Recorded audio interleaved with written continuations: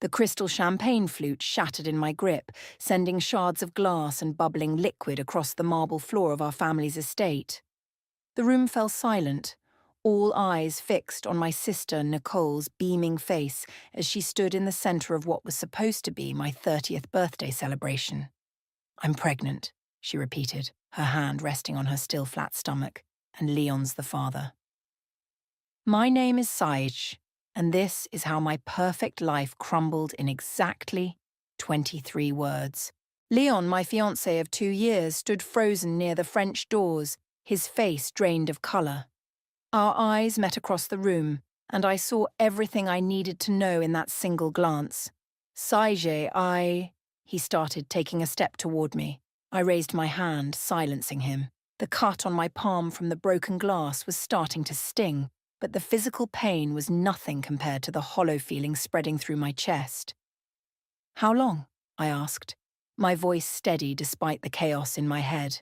Nicole's smile faltered slightly. "Does it matter?" "How long?" Christine, my best friend since college, appeared at my side with a napkin for my bleeding hand. "Maybe we should take this somewhere private," she whispered. "No," I said loudly, ensuring everyone could hear. "I think this is exactly the right place for this conversation. After all, what's a birthday party without some entertainment?" The gathered guests, friends, family, business associates, shifted uncomfortably. Some were already edging toward the exits, while others seemed rooted to the spot, unable to look away from the unfolding drama. 6 months, Leon finally admitted, his voice barely above a whisper. The timeline hit me like a physical blow. 6 months ago, I had been in Europe, overseeing the expansion of our family's business. 6 months of late-night calls where Leon claimed to be too busy to talk long. 6 months of Nicole insisting she was taking care of things at home. "Seish, we never meant to hurt you." Nicole stepped closer, reaching for my arm. "It just happened." I jerked away from her touch. "Just happened. Like accidentally burning dinner, or forgetting to pay a bill. That kind of just happened." "You were always gone," Leon interjected, finding his voice. "The business took up all your time, and Nicole was here, and we—" "And you what?" I turned to face him, my voice razor sharp. "You thought you'd fuck my sister while I was building our future." Several gasps echoed through the room. "Good. Let them all witness this."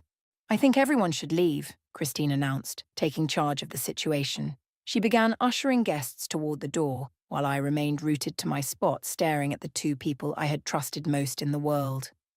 "I'll move out tomorrow," Leon offered, as if he was doing me a favor. A laugh bubbled up from somewhere deep inside me, a strange, hollow sound that made both Leon and Nicole flinch.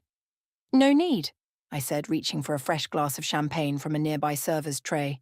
"This is still my party, after all." I raised the glass high, drawing everyone's attention. "A toast," I announced, my voice carrying across the now half-empty room. "To new beginnings, to truth, to family." I locked eyes with Nicole. "To karma." I drained the glass in one go, set it down with deliberate care, and walked toward the grand staircase.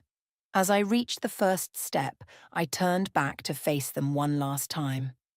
"Oh, and Nicole," I smiled, the kind of smile that doesn't reach the eyes. "Congratulations. I hope it was worth it." Later that night, after the last guest had gone and the house had fallen silent, I sat at my desk with my laptop open, accessing files I'd hoped I'd never need to use. My hand, now properly bandaged thanks to Christine, hovered over the keyboard. A soft knock at the door made me look up. Christine stood there, concern etched on her face. "Are you okay?" she asked. "No," I answered honestly. "But I will be." She nodded, understanding in her eyes. "What are you going to do?" I turned back to my screen where financial records and legal documents waited for my attention. "I'm going to remind them both that karma isn't just a word you throw around at yoga class." "Sage." "Don't worry, Christine.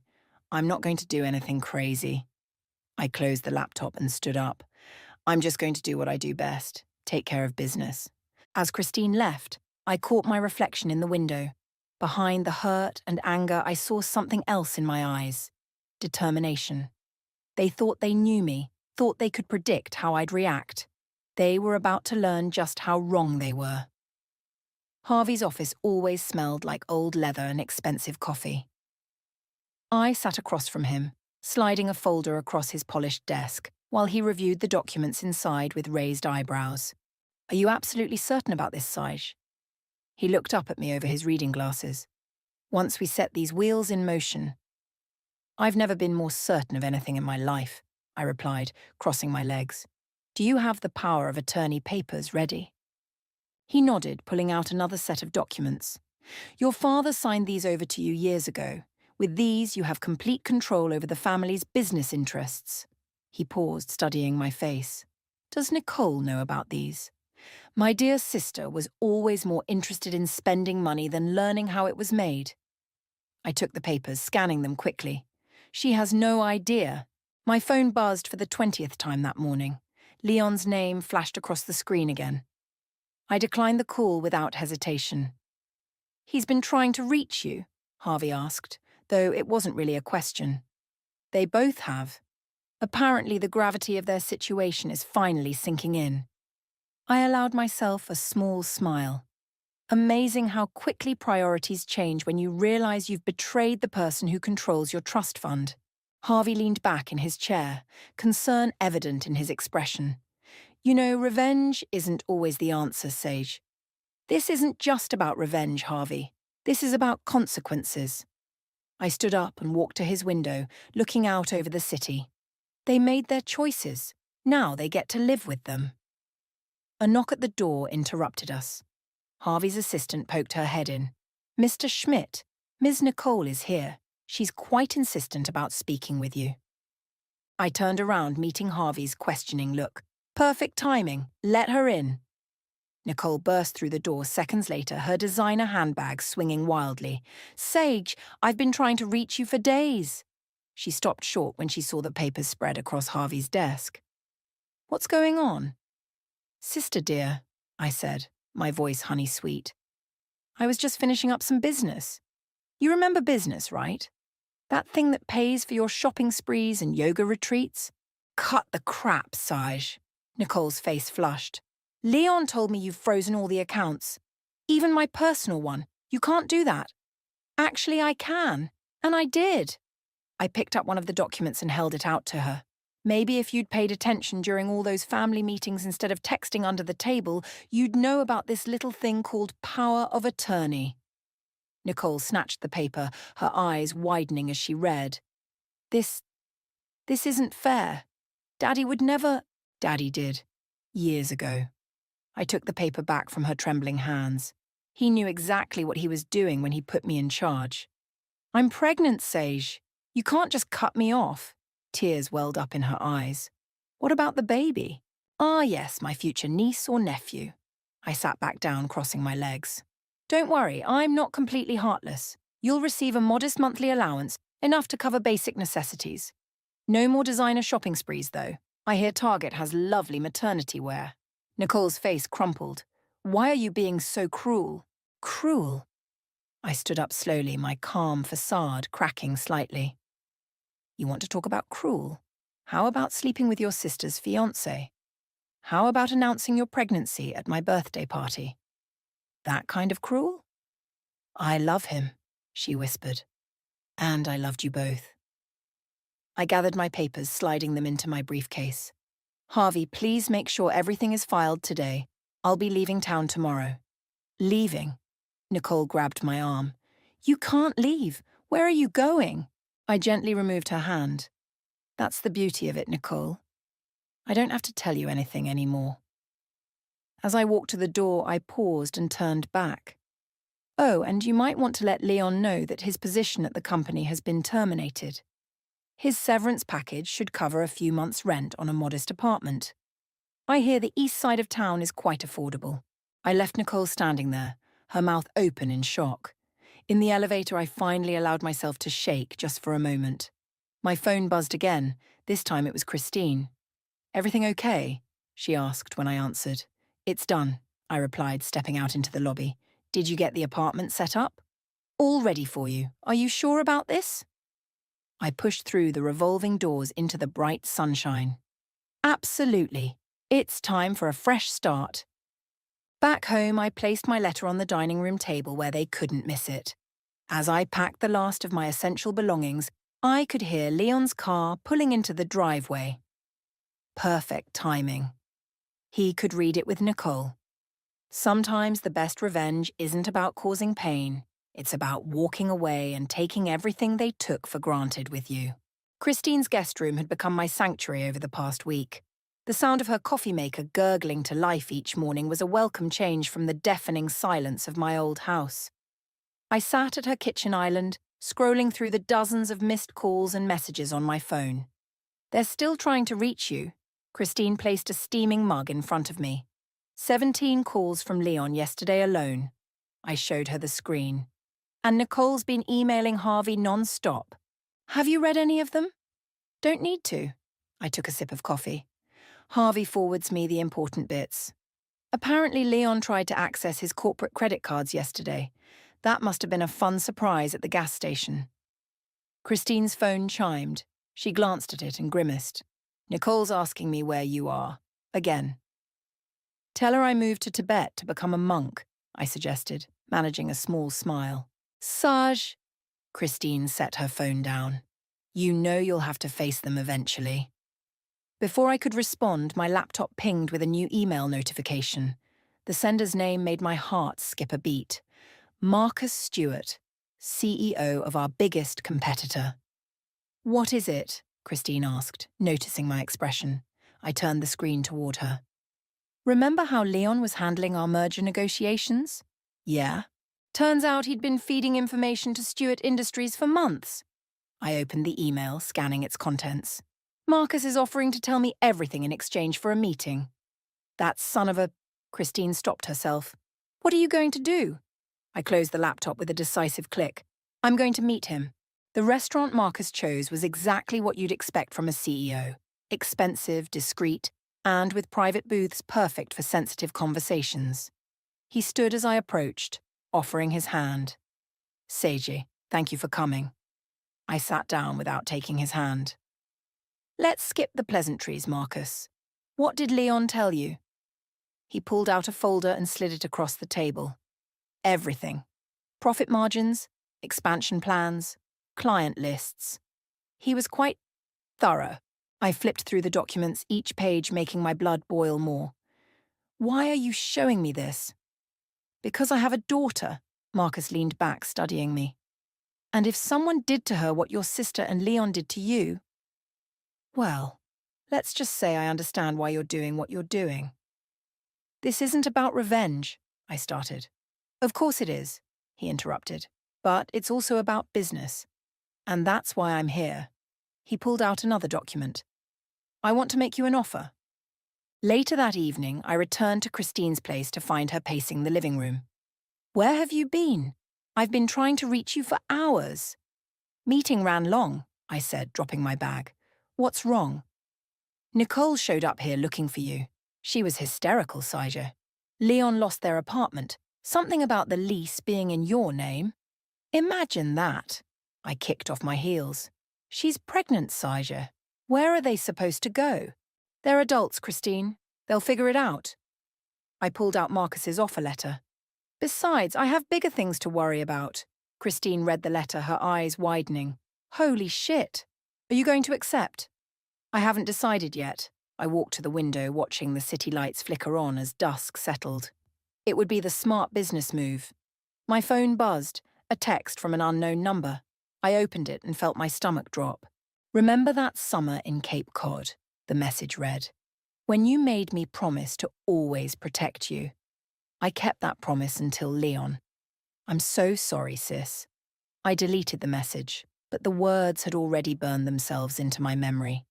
That summer, the last one before our parents' divorce, before everything changed, felt like a lifetime ago. "Say?" Christine's voice pulled me back. "You okay?" "I need to make some calls," I said, heading for my room. "And Christine, if Nicole shows up again, tell her I moved to Mars." Alone in my room, I pulled out my laptop and opened a new email. My fingers hovered over the keyboard as I considered my next move. The merger deal with Stewart Industries would devastate Leon's career prospects. No company would touch him after this scandal broke. And Nicole? Well, she'd learned that trust funds don't last forever. As I typed my response to Marcus, another text came through. Please, Sage. We need to talk. L. I blocked the number and hit send on the email. Some conversations weren't worth having anymore. Some betrayals cut too deep for words to fix. Besides, I had a merger to plan. The boardroom felt colder than I remembered. Harvey sat beside me as we watched the quarterly reports scroll across the projector screen. The numbers weren't good. As you can see, Harvey pointed to a particularly alarming graph. Without Leon's client relationships, we've lost significant ground in the Asian market. Those were my father's clients first, I reminded him, before he handed them over to Leon. Yes, but... Harvey was interrupted by my phone buzzing. Another text from Nicole. The baby's kicking. Please call me. I switched the phone off and turned back to Harvey. What are our options?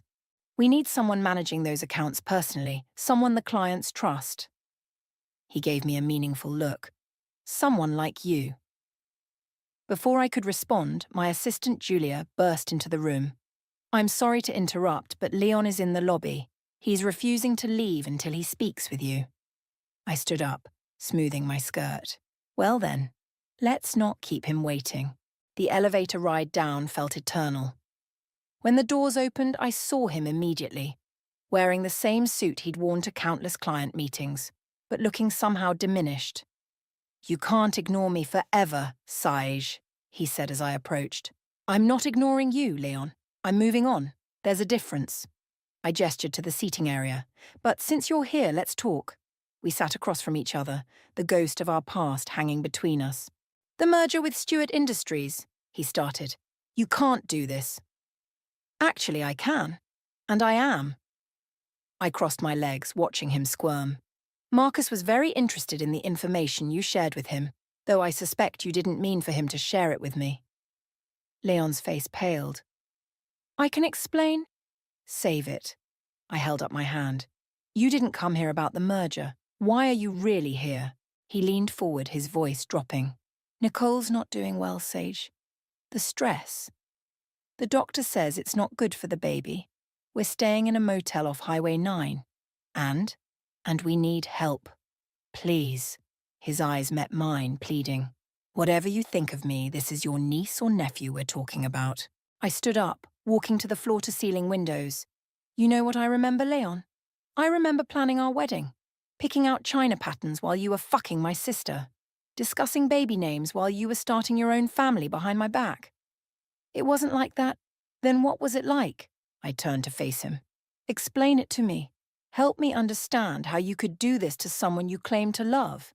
I did love you. He stood up, running his hands through his hair. But you were always working, always focused on the business. Nicole was there. She understood. Understood what? That my hard work paid for her lifestyle? For your fancy suits? I laughed bitterly. Get out, Leon. And tell Nicole to stop texting me about the baby. I'm not interested in playing happy families. As security escorted him out, Christine appeared by my side. That looked intense. Nothing I couldn't handle. I checked my watch. Ready for lunch? At our usual cafe, Christine pushed her salad around her plate. Nicole called me this morning. Of course she did. She's scared, Sage. They're running out of money and the motel is exactly what they deserve. I set down my fork. Why does everyone expect me to feel sorry for them? Because you're better than this, Christine said quietly. Because the Sage I know wouldn't let her sister live in a motel, pregnant or not. My phone buzzed again, this time with an email from Marcus. The merger details were finalized. One signature, and Leon's career would be effectively over. The Sage you knew died at that birthday party, I said, picking up my phone. Besides, I have a company to run. Back at the office, Harvey was waiting with more bad news. 3 more clients have pulled their accounts. They're asking for Leon specifically. I sank into my chair, the weight of everything finally hitting me. He built relationships with them for years. Of course they want him. There might be a way to salvage this, Harvey suggested carefully. If we brought Leon back, just for the Asian market. No, I stood up abruptly. I'll handle it myself. Book me on the next flight to Singapore. As I packed up my desk, a photo fell from one of the folders, Nicole and me at her college graduation, both smiling, both happy, before everything fell apart. My phone buzzed one last time. Doctor says it's a girl. Thought you should know. N. I slipped the photo back into the folder and grabbed my coat. Some bridges, once burned, leave nothing but ashes, and I was done trying to rebuild from ruins. Singapore's heat hit me like a wall as I stepped out of the taxi. 3 days of back-to-back meetings had left me exhausted, but I'd managed to salvage most of our Asian partnerships. My phone rang as I entered the hotel lobby. Christine. You need to come home, she said without preamble. Now. I have 2 more meetings tomorrow. Nicole's in the hospital. The world tilted slightly. What happened? Complications with the pregnancy. She's stable, but... Christine paused. She's asking for you. I sat down heavily in one of the lobby's plush chairs. I can't just drop everything and... Damn it, Sage, Christine's voice cracked. This isn't about your revenge anymore. This is about your sister and your niece. How far are you willing to take this? Before I could respond, another call beeped through. Harvey. I have to go, I told Christine. I'll think about it. Harvey's news wasn't any better. Marcus Stewart is backing out of the merger. What? Why? He says the negative publicity isn't worth it. Apparently someone leaked the story about Leon's involvement to the press. It's being spun as corporate espionage. I pressed my fingers to my temples. How bad is it? Bad enough that our stock dropped 12 points this morning. He sighed. Seg, we need to consider damage control. 4 hours later, I was on a plane back home, my head spinning with possibilities. The merger was supposed to be my masterstroke, the final nail in Leon's professional coffin. Instead, it had backfired spectacularly. I found Christine waiting at the airport. Before you ask, Nicole's condition has stabilized, she said as we walked to her car. But there's something else you need to know. She handed me her phone. On the screen was a social media post from Nicole. To everyone asking about the scandal. Yes, I made mistakes. Yes, I hurt my sister. But destroying our family's legacy isn't the answer. Sage, if you're reading this, please remember who we used to be. Remember Cape Cod. She posted that from her hospital bed, Christine said quietly. It's gone viral. I handed the phone back, my hands shaking slightly. Take me to the hospital. The maternity ward was quiet when we arrived. Leon was slumped in a chair outside Nicole's room, his suit wrinkled, his eyes red. He straightened when he saw me. Saija, don't. I held up my hand. Is she awake? He nodded, stepping aside. Nicole looked small in the hospital bed, monitors beeping steadily around her. She opened her eyes as I approached. You came, she whispered. Christine can be very persuasive. I sat in the chair beside her bed. How are you feeling? Like karma finally caught up with me. She tried to smile, but it came out more like a grimace. The baby. They say she's under stress. I looked at the monitors, at the steady heartbeat of my unborn niece. Why did you post that message? Because someone had to stop this war. Nicole reached for my hand. I let her take it. We're destroying everything Dad built, Saij. Is that what you want? What I wanted was a sister I could trust, a fiancé who loved me. I pulled my hand away. What I wanted doesn't matter anymore. It matters to me. She struggled to sit up. Remember what Mum used to say? Family is family, even when they're wrong.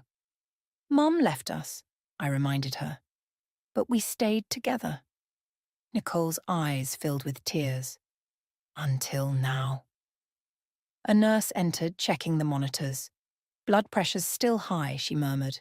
You need to rest. I stood up. I should go. Sage, wait! Nicole grabbed my wrist. The company. Dad's legacy. It needs both of us. You know that. Outside the room, Christine was waiting. Well? Call Harvey. I said, pulling out my phone. Tell him to draft a new proposal. Shared leadership of the Asian division, contingent on certain conditions. You're going to work with Leon? No. I looked back at Nicole's room. I'm going to work with my sister. Leon's on his own. As we walked out of the hospital, my phone buzzed with a text from Harvey. Making things right doesn't make you weak. It makes you worthy of the trust your father placed in you. I looked up at the night sky, remembering Cape Cod, remembering promises made and broken. Maybe it was time to make new ones. Christine, I said, let's go get a drink. I need to tell you about my new business plan. Sometimes the best revenge isn't revenge at all. Sometimes it's finding the strength to rebuild what's broken, not for others, but for yourself. The conference room buzzed with tension as I laid out the new contracts. Nicole sat across from me, her baby bump now visible beneath her maternity dress. Harvey stood at the head of the table mediating what had become our most important family meeting. The terms are simple, I said, sliding the papers toward Nicole. You get control of the domestic operations. I maintain the Asian market and international expansion. We make decisions about the company's future together. Nicole skimmed the documents. And Leon is not part of this discussion. I kept my voice firm. This is between us. He's the father of my child, Saj. And that's the only reason he's not facing corporate espionage charges. I leaned back in my chair. Take it or leave it, Nicole. Harvey cleared his throat. Perhaps we should take a break. No, Nicole interrupted, reaching for a pen. I'll sign. As she scrawled her signature across the pages, my phone lit up with a message from Christine. Leon's in the lobby. Says he needs to talk to you both, important. Speaking of the devil, I muttered, showing Nicole the message. She put down the pen. We should hear him out. Fine. I stood up. Harvey, could you... Minutes later, Leon walked in, clutching a manila envelope. He looked worse than at the hospital, unshaven, his clothes slightly rumpled. Make it quick, I said. He pulled out several papers from the envelope. I've been offered a position in Dubai. Nicole's hand flew to her stomach. Dubai? But the baby. I'm not asking you to come with me. He placed the papers on the table. I'm here to sign away my rights. The room fell silent. Even Harvey, who'd seen his share of family drama, looked shocked. What are you talking about? Nicole's voice shook. I'm poison here. Leon ran a hand through his hair. Everything I touch falls apart. The company, our relationship. I need to start fresh. And you both need me gone to heal. I picked up the papers. Legal documents relinquishing any claim to company assets and, more surprisingly, parental rights. You can't be serious, Nicole whispered. I am. He turned to me. You were right, Sage. About everything. I betrayed you, the company, our future, and Nicole. He looked at her, his eyes wet. I ruined your relationship with your sister. I can't fix that while I'm here. So you're running away? I couldn't keep the bitterness from my voice. That's your solution? I'm giving you both what you need. A clean break. He pulled out a pen. Unless you object. Nicole stood up suddenly, knocking her chair backward. I need some air. As she rushed out, Harvey followed, leaving Leon and me alone. Dubai? I said flatly. That's far. Not far enough, probably. He started signing the papers. For what it's worth, I really did love you, Saij. I just loved myself more. Save the confessions for someone who cares. I gathered the signed documents. You should go. Nicole needs time to process this. He nodded, standing. At the door, he paused. Take care of them? Both of them? Get out, Leon.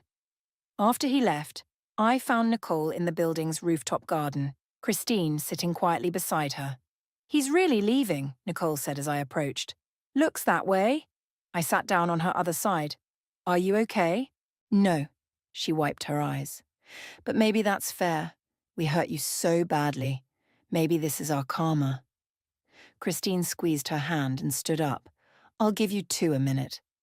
Once she was gone, Nicole turned to me. I don't want to do this alone. You won't be. The words surprised me as much as her. You signed the contracts, remember? We're stuck with each other now. She managed a weak laugh. Just like Cape Cod. No, I shook my head. This is different. This is us choosing to be sisters again, not just being born that way. My phone buzzed. Harvey reminding us about the press conference announcing the company's new structure. Ready to face the wolves? I asked, standing and offering her my hand. Nicole took it, letting me help her up. Together? Together. I straightened her dress. But if you ever betray me again, you'll destroy me completely? She attempted a smile. Worse, I'll make you handle all the quarterly reports. As we headed back inside, I felt something shift. Not forgiveness exactly, but maybe understanding. Sometimes the hardest person to forgive isn't the one who hurt you, but yourself for letting them. 3 months passed in a blur of meetings, contracts, and tentative reconciliation. I was reviewing quarterly reports in my office when Harvey burst in, his usual composure shattered. Turn on the news, he said, grabbing the remote. The business channel filled my wall screen and my stomach dropped. There was Leon standing at a podium in Dubai, revealing company secrets to the international press. Systematic manipulation of market data, his voice filled my office. The company's Asian expansion was built on fraudulent numbers. My phone exploded with notifications. Nicole burst into the office, her pregnancy now in its final weeks. Have you seen? I'm looking at it right now. I turned up the volume. Their father knew, Leon continued. He covered it up for years. I have proof. Nicole collapsed into a chair. He's lying. Dad would never… Ms. Sage, Julia rushed in. Marcus Stewart is on line 1, and the SEC just called. I held up my hand for silence, watching Leon pull out documents on screen, documents I'd never seen before with our father's signature clear as day. Harvey, I turned to him. Is this possible? He wouldn't meet my eyes. Your father. He had his ways of doing things. You knew, Nicole's voice cracked, all this time? I suspected.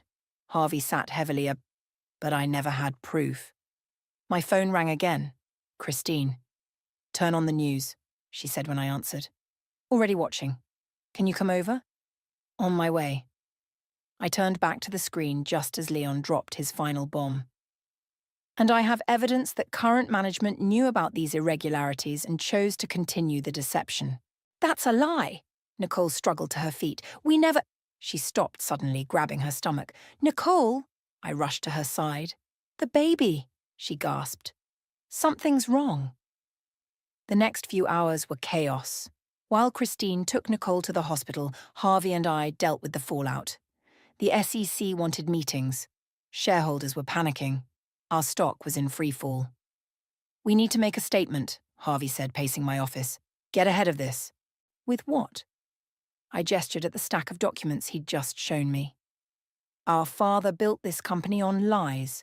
Everything we thought we were protecting. My phone buzzed. Christine. Baby coming.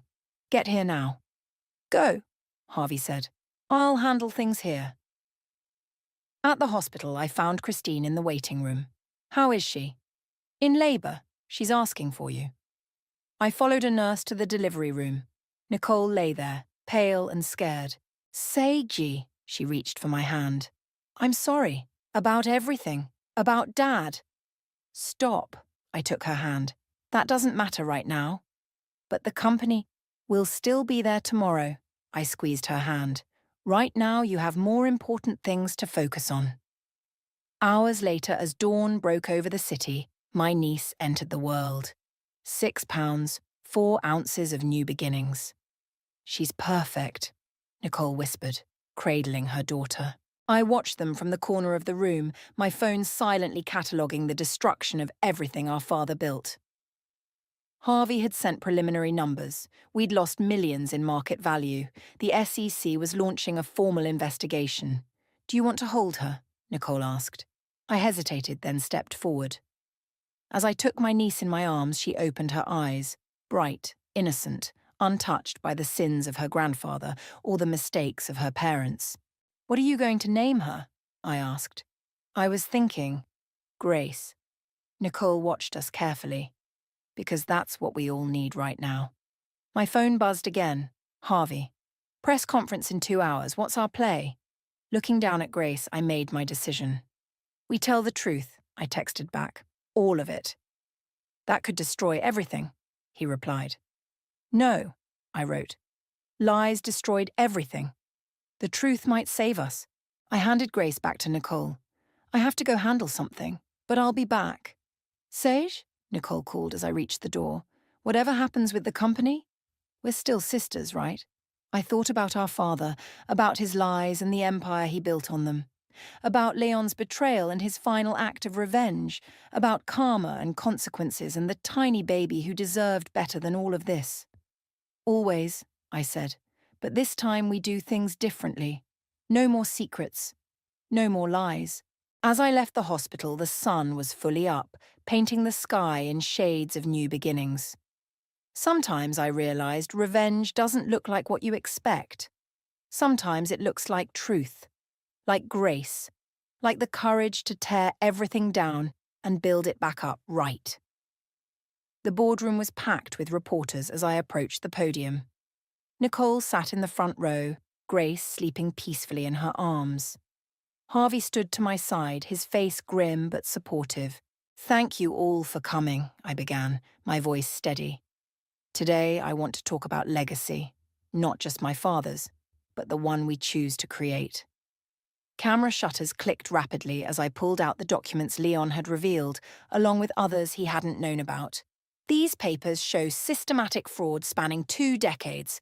My father built this company on deception, and for that, we are deeply sorry. I paused, meeting the eyes of various reporters. But that ends today. I outlined our plan, a complete restructuring, transparent audits, compensation for affected parties. With each detail, I watched the reporters' expressions shift from skepticism to cautious hope. Ms. Sage, a reporter stood up. Sources say you knew about these irregularities. How do you respond? I didn't know, I said firmly. But I should have. My desire for revenge against my sister and against Leon, blinded me to what was happening in my own company. Nicole shifted in her seat, tears streaming down her face. And now? Another reporter called out. What happens to the company? We rebuild, I gestured to Nicole. My sister and I are announcing a complete overhaul of our operations. Every contract, every deal will be reviewed. We're bringing in independent auditors and establishing new oversight measures. And what about Leon? Someone shouted. Will you press charges? No. I saw Nicole's head snap up in surprise. His actions, while devastating, forced us to confront uncomfortable truths. Sometimes, it takes losing everything to see what really matters. After the press conference, Christine found me in my office, packing up my father's old photographs. That was quite a show, she said, picking up a frame. You okay? Getting there. I sat on the edge of my desk. The SEC is being surprisingly cooperative, given our voluntary disclosure. And Nicole, taking Grace home today? I smiled slightly. She asked me to come over for dinner. Will you go? The door opened before I could answer. Nicole walked in, carrying Grace. Sorry to interrupt, she said, but someone wanted to see her aunt before heading home. Christine squeezed my shoulder and slipped out, leaving us alone. That was brave, Nicole said, sitting down. What you did in there. It was necessary. I reached out to touch Grace's tiny hand. She deserves better than what Dad left us. We all do. Nicole shifted Grace to her other arm. I got a message from Leon. My hand froze. What did he want? To apologize, actually. He said watching you handle everything with such grace made him realize what he lost. She looked up at me. He's not coming back. Good. I stood up, walking to the window. The city stretched out below, unchanged despite our world turning upside down. You know this won't be easy, right? Rebuilding everything? Nothing worth doing ever is. Nicole joined me at the window. Remember what Mom used to say about storms? It's not about waiting for them to pass, I quoted. It's about learning to dance in the rain. Well, Nicole adjusted Grace's blanket, I'd say we're in for quite a dance. My phone buzzed. Harvey with updates about our major clients. Most were staying, impressed by our transparency. A few had jumped ship, but surprisingly, Marcus Stewart wasn't one of them. He says he respects how we handled things, Harvey's message read. Wants to discuss a legitimate merger when the dust settles. I showed Nicole the message. What do you think? Ready to build something real this time? Together? She smiled, reminding me of summers in Cape Cod, of promises made and broken and made again. Together. I touched Grace's cheek gently. For her. As the sun set over the city, casting long shadows through the office windows, I realized something profound. Revenge hadn't given me what I wanted. Peace had come from facing the truth, from choosing to break cycles instead of perpetuating them. Take her, Nicole said suddenly, holding out Grace. I need to use the bathroom. This time I didn't hesitate. As I held my niece, she opened her eyes and grabbed my finger with surprising strength. Hey there, little one, I whispered. Welcome to the family business. Don't worry, we're doing things differently now. Grace gurgled in response, and for the first time in months, I felt truly, completely at peace. Sometimes karma isn't about getting even, it's about getting better. And sometimes, the best revenge is choosing not to seek it at all.